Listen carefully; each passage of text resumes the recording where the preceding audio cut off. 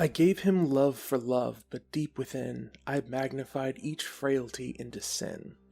Each hill-topped foible in the sunset glowed, obscuring veils where rivered verets flowed. Reproof became reproach, till common grew. The captious word at every fault I knew. He smiled upon the censorship and bore with patient love the touch that wounded sore. Until at length, so had my blindness grown, he knew I judged him by his faults alone. Alone of all men, I, who knew him best, refused the gold to take the dross for test. Cold strangers honored the worth they saw. His friend forgot the diamond in the flaw. At last it came, the day he stood apart, when from my eyes he proudly veiled his heart. When carping judgment and uncertain word, a stern resentment in his bosom stirred. When his face I read what I had been, and with his vision saw what he had seen. Too late! Too late! Oh, could he then have known, when his love died, that mine had perfect grown, that when the veil was drawn, abased, chastised, the censors stood, the lost one truly prized. Too late we learn. A man must hold his friend, unjudged, accepted, trusted, to the end.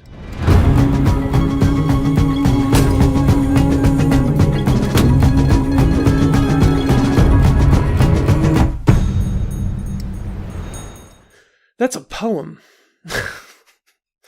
by John Boyle O'Reilly. Okay, so John Boyle O'Reilly was born in 1844 and died in 1890.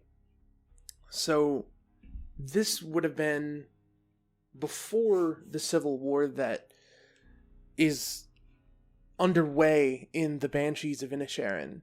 Gosh, I love this. I feel like living through watching this movie was the experience that is trying to be conveyed through Last Night in Soho. Where personally, sometimes I wish for the world to shut up and to be free to do things that I'll be remembered for. But in doing that, you lose everything there is to appreciate in the present. And so getting to look at this little quiet escape and then realize that everyone there is miserable too is like, the Last Night in Soho, she wants to live in the 60s, oh, there are bad things there. There's, that's not an analysis of the movie, but, There is a developmental concept in psychology called Erikson's stages of development. And at different aspects of your life, you have different drives. So as an adult, it's generativity versus stagnation. And this theory is that when we hit our stride in adulthood, we fight for the idea that we're going to live on in some way. Some people have children because they believe that they live on through their bloodline. Some people have businesses that they build and hope that that will be carried on to someone else. Some people create and hope that they'll be remembered for their accomplishments in music. Some people perform and become athletes, but it's just another reason for one person to be on one side and another person to be on another. Colin Farrell is stagnating because he's happy and he's at peace and he's nice. And Brendan Gleeson wants to generate something.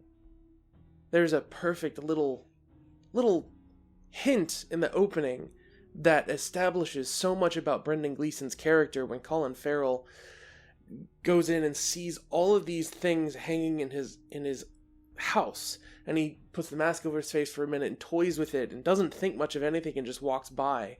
And by the time you realize Brendan Gleeson has not been traveling and has not visited and has made all these things, and they're so random and different and feel like they're from different cultures, you realize that he's like yearning for something more than his life has offered him. I think the rest of the world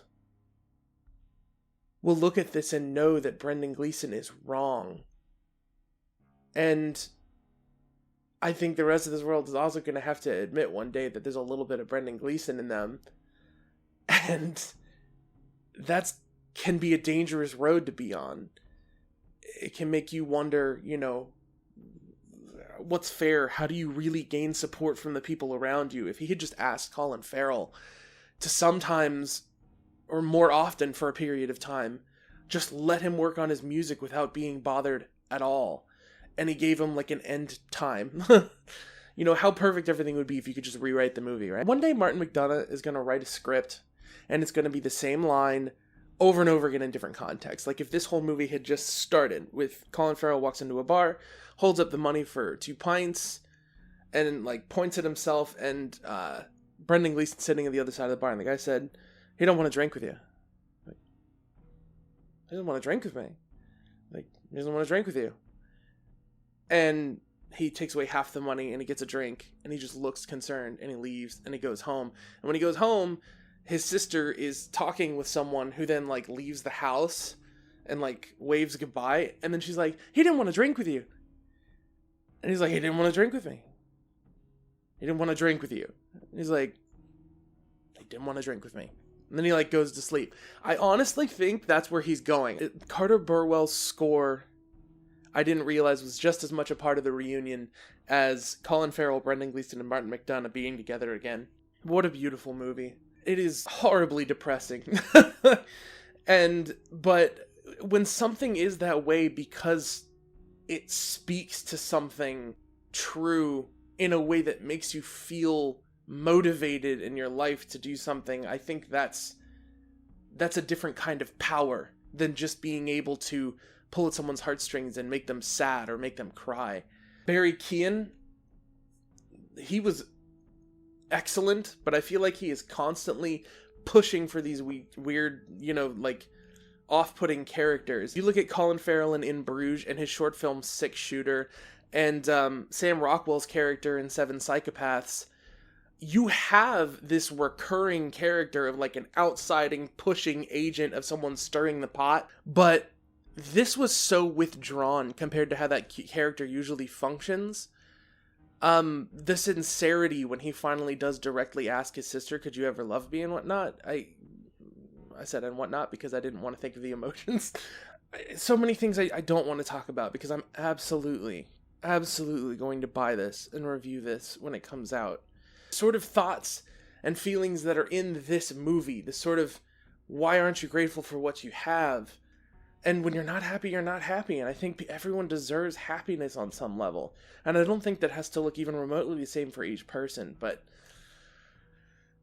this sort of thinking, it gets under my skin. It always makes me go, should I be doing this? Should I be leaving and going and spending time with family right now? Should I be getting extra work done so that I'm on top of things for the next week so that maybe I'll have more time when a family event comes around? Happy Thanksgiving, by the way, folks. I will say it's not perfect. I think the lack of originality, like the repeated pattern of things, on the one hand, it builds into strengths of what Martin McDonough knows. On the other hand, I feel like a lot of the attitude, mood, talking characters are all sort of familiar to characters that are in other movies that he's made.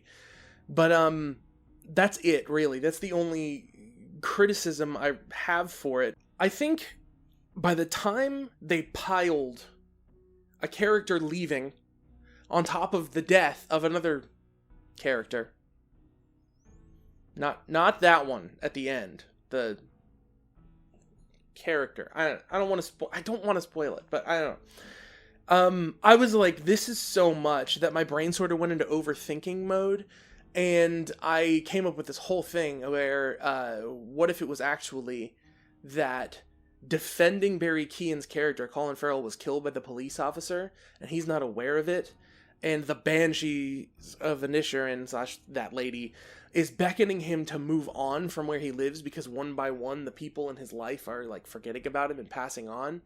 And then when the ending of Fire happens, that character is now with him forever on his terms.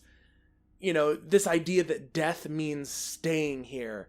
Like, there's a truth to that for me.